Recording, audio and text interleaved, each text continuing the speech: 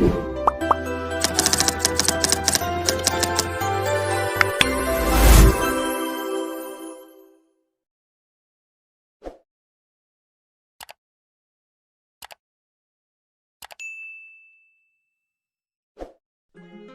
and welcome back. This is video number 7. We're going to talk about how to set up your ad sets. Now, we talked about campaigns briefly before. Ad sets, however, allow you to target specific groups, their locations, their countries, different audiences, their likes, their interests, the budget. You can specify that as well. So when you create different ad sets, you want to make sure that you create a different ad set for a different location. So you don't want to create an ad set with tons and tons of countries together, unless they are perhaps the third world countries. But for the most part, what we like to do is we like to segment and try to create as many different ad sets as possible. That way we kind of get more of a granular view of what's actually converting into page likes. So if we find out that maybe a specific city in a specific country is converting really, really well, then instead of targeting the whole country and losing money that way, you can instead target that specific city. And then your cost will actually drop because the engagement increases, right? So just keep that in mind when you create your ad sets. Now, Facebook is going to ask, what page would you like to promote? So in this case, you want to just click on that and specify that. And if we scroll down, the next section is audience. So we have custom audiences. So unless you are aware of what this is, just ignore it. But basically, custom audiences are, think of lists or email lists, basically, of people that have visited a certain page and hit your pixel. So if you do have a custom audience, you can enter that here. Now, for now, just ignore this. So if we scroll down further, it says location. So people who live in this location, everyone in this location, people recently in this location, or people traveling in this location. So that gives you a better idea of who to target. So if your product or service relates more to these, you may want to choose those. In this case, we always choose people who live in this location. A lot of times it will choose your country by default. So we're just gonna click X here and it's gonna say missing audience location. Now, in this case, we want to target the third world countries. So we've got Bangladesh here. And another thing that you have access to is regions. So if you click on browse, what Facebook will do is it'll list out regions. So we've got free trade areas, emerging markets, app store regions, the Europe area. So free trade, you can go to Asia down here. So Asia down here encompasses Australia, Brunei, Hong Kong. So these are actually what we call, some of these are actually tier 1. So we don't want to do that off the bat because that will just increase our costs. So what we like to do is, if you're not aware of what country to target, you can actually simply go to google.com, type in the keyword term list of third world countries and scroll down and just try to look for it. So it says third world countries 2019. Obviously this most likely is going to stay the same throughout the next few decades. But if we go back over here.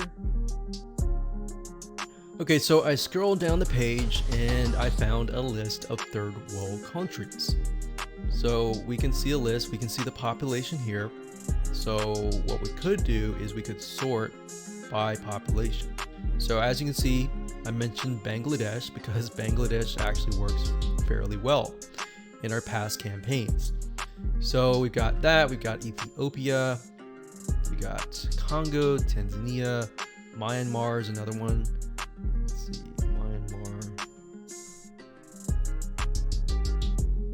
Okay, so when we go back here, we can type in that country and we just click it like that.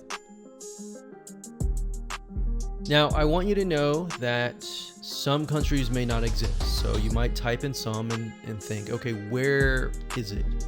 It's because some of them just don't have access to Facebook at all, or Facebook hasn't been allowed into that territory yet.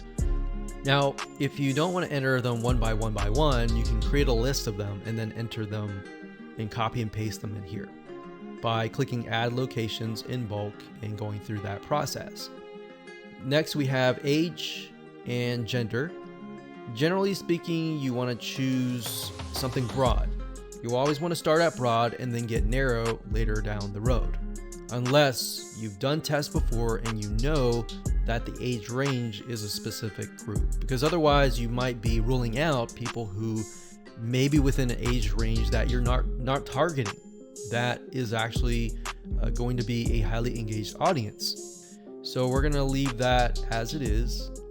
Now, languages. Because we are targeting third world countries, we know that a lot of them speak English, but some of them might be getting on Facebook and they may not speak English. So if that's the case, they're going to see your ad and you're going to pay money to someone who you're essentially not going to be able to communicate to. So we enter English here.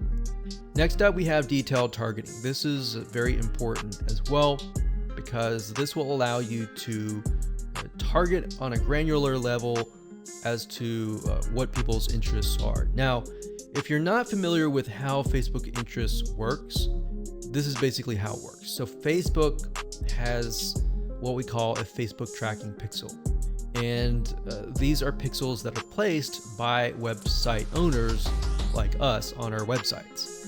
Whenever somebody visits those pages, they are then pixeled, or Facebook sees them and they see them visiting, let's say, a barbecue website. So the people that you're targeting are actually interested in that particular interest. So there's different things you can target. You can target, we'll just type in motivational. So you can see motivational quotes here. So that's one. Now, if you type that in again, motivational quotes, sometimes it'll give you suggestions and you can click suggestions and it'll give you a list of other similar interests that are directly related to this particular interest. And you can pick and choose those. Now, I want to say when it comes time to analyzing your data, Facebook will actually tell you where the Facebook page likes come from and based on what targeting. So even if you have several in here, it's okay.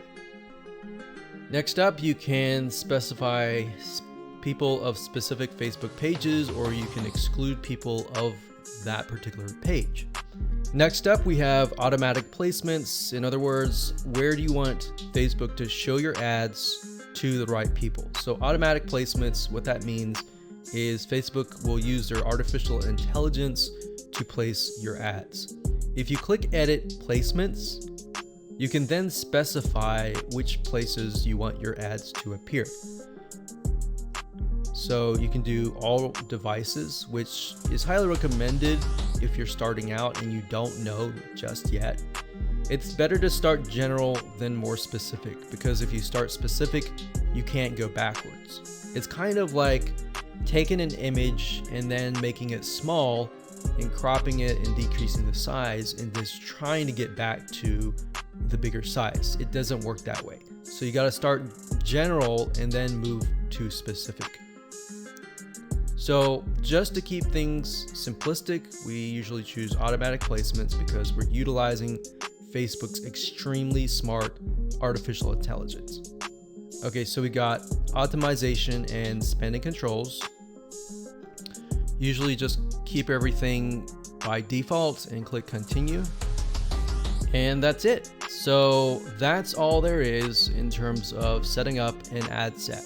Now we can create an ad, which is the images, the content, that you want to essentially put against each other and figure out what is actually converting. All right, we'll see you in that.